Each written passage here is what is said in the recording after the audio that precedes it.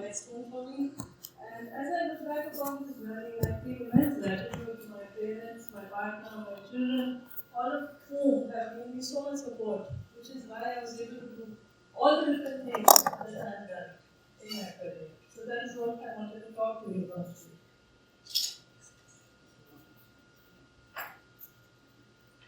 So, friends, some of you who have studied management would be familiar with this theory by Abraham Maslow, an American psychologist, who talked about needs being in a hierarchy, set in a hierarchy. So, according to him, when your basic needs are satisfied, which are physiological and safety needs, then you aspire for fulfillment of the psychological needs, of which, of course, emotional well-being is very important, but there are also prestige, which is attached, as you know, to a job in the government.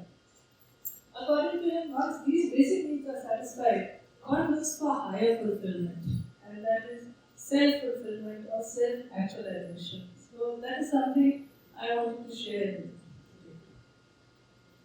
So you might have heard of this term called midlife crisis. Many people go through this. I was in a position where I had been promoted several times. I was already an additional commissioner of income tax serving in Delhi. But there comes a time when you start self-evaluating and thinking and introspecting. And I felt that there was a need to pause and think, what am I doing in my life? Am I making any useful contribution to society? And what are my own needs? What do I want from life? Being a tax collector was a very prestigious job, no doubt. But I felt the need for a change. And as a result of this introspection, three things happened around that time, which completely changed my life. One was I took up a challenge of recording my own music album. Of course, nobody was interested in virgins at the time, so it didn't get released then. It got released much later, 2012.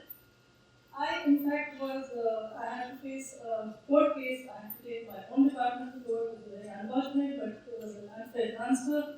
It was a traumatic experience.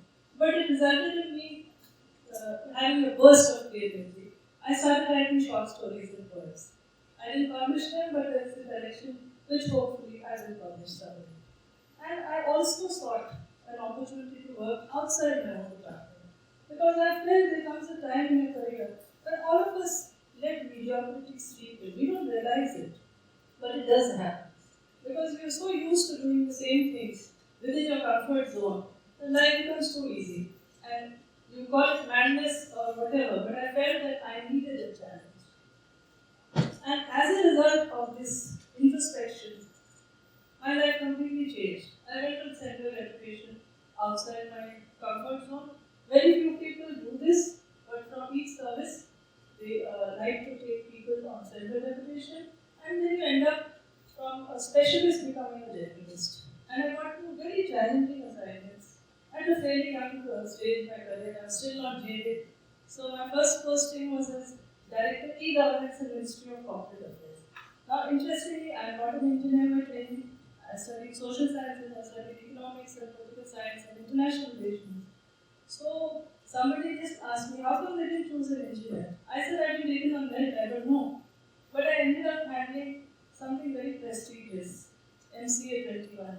Now, MCA 21 is a corporate e-filing system you want to be aware of. And it was very challenging for me. But we had a very good team of PCS. And I'm so proud that we didn't have a single system crash while I was there for 2 years. And we had a fantastic time. We also won another silver award for e-stamp, which was introduced for the first time in Government of India, settlement between states and central government electronically. I also got an opportunity to become director in the Institute of Corporate Affairs. We set up this institute in Manesar, and I had an excellent time trying to administer acts which were not my own act, which was the Income Tax Act, but also Companies Act and Competition Act. And I also contributed to the making of National Voluntary Guidelines of Business on Social, Corporate and Economic Responsibilities, which were adopted by SEBI and which are in vogue even today, what we commonly know as CSR guidelines. It was a very challenging and very fulfilling assignment. After this, life took me to INB Ministry, Information and Broadcasting. Now, some of the pictures I'm showing you show you the glamorous part of the job. For example, we had set up India Pavilion in Cannes Film Festival, which is the most prestigious and oldest one. Also in Toronto, Berlin. It was a nice experience because I could promote India abroad. At home, we had an international film festival in India, many of you would have heard of, in Goa. And once again, I had an opportunity to help curate and organize these functions. And we had tremendously successful runs with many important international guests. The two you see on screen are Susan Sarandon, Michelle Yeoh, but many others. It was a very fulfilling assignment because I have always been a film buff. But what you don't see was all the hard work because I was in charge of policy as well, censorship, etc. So that I'm refund every day when I write my book. I took a break. I did a 1-year MA in Public Policy and Sustainable Development, and that helped me become a sustainability champion for life, which is what came back to my health later. I did a 3-year stint in culture ministry, where I was in charge of all the prestigious academies of music, dance, theatre, art. These are just some glimpses of that work which I did. And I'll just come to this year. During the pandemic, friends, if you remember the second wave, it was a terrible time. And as a lot of artists' families came to me for help, we realized that putting together resources in one place was very important. So, with this idea, I and my team at Gandhi Darshan Society, which I was the member secretary, we made a COVID Seva portal. So I felt it was a very important thing we did, and people could access resources at one place. This is a part of my job, which also I would call a self-fulfillment, because I have never lived in Kashmir fully, but I wanted to give back to my land of my ancestors. And as you know, militancy has really hit the culture sector hard. So I tried through all my initiatives, whether it's the museums you see on the screen, or the preservation of manuscripts, or publishing of books in Kashmiri language, also getting UNESCO recognition for Srinagar as a greatest city of craft and folk art. So I was very happy that I could help change Srinagar. This, friends, is what happened last year. And the first reaction of family and friends was, what are you doing in coal ministry? So everybody has this perception that women are meant only for soft jobs, like films, culture. I said, let me see what it's about. And believe me, I have used two of my favorite, mottos there. One is to increase participation of women in the labor force. And I'm so happy to tell you, since 2019, women have been allowed to work underground in mines, which they weren't earlier. And these pictures you see are taken 1 kilometer below the surface in the mine of S.A. Dariba in Sarze. So I'm so happy I meet all these girls and I've seen things changing over the last 1 year. I'm so proud of this. Also, being on board of directors of the largest coal producing company in the world, Coal India, as well as other mining companies like Hindustan Zinc and Bharat Aluminium, I am trying to ensure that all of them do mining which is sustainable. They may produce coal which is clean, and we should achieve our net zero status by 2030. This is just one of the articles I wrote recently. I try to marry our two passions of culture and my new field of mining. You can read it online. It's the annual journal of week, where I talk about this 2,000-year-old technology which people may not know about of zinc smelting in Rajasthan.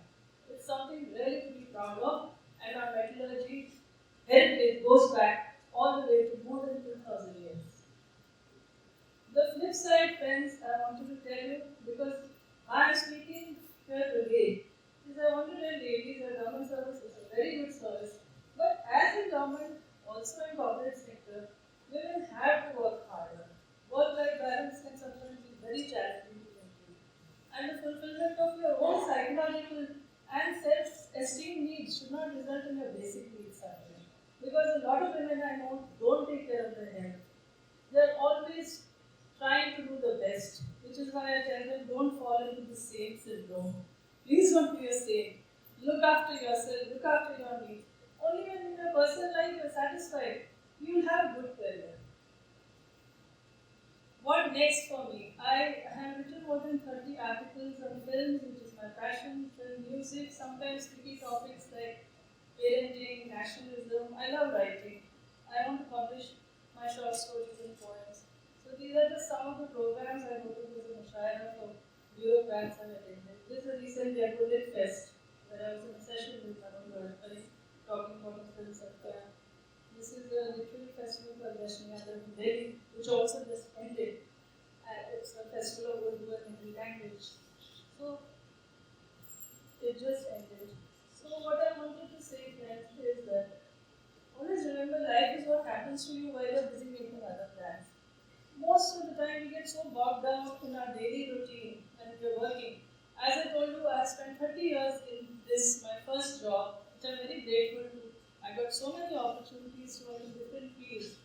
But beyond the point, you can't make plans. You have to go with the flow. At the same time, you have to look at what you want for yourself. Which is why I would say reinvent or perish. If I hadn't reinvented myself, if I hadn't tried to marry my avocation with my vocation, I would leave that way. I would be a mediocre civil servant, rotting away in some office somewhere, and not somebody who you would invite to a TED talk to speak about your experience. Because you would say, what would a dull civil servant bring to the table for me? How he or she helps me see what I am, whatever I'm doing with my life. And also, if your job doesn't offer satisfaction, it's not the end of the world. I really appreciate American work ethic. Americans say if a job puts food on the table, it's good. So let it put food on the table, but pursue your interests. Please read, please travel, please widen your world. Because life is very short. You have to live every day to the fullest, which is what I do. I rushed from a meeting in Bangkok yesterday to come here because I didn't want to waste this opportunity. And it was very tough, but I made it. So I want to tell all of you, if you try hard, there will be detractors, there will be people saying you're mad, why are you doing this? You can just have a comfortable life, just sit in your office and do what you have to do. I didn't choose the easy life. And that's what I did. Thank you.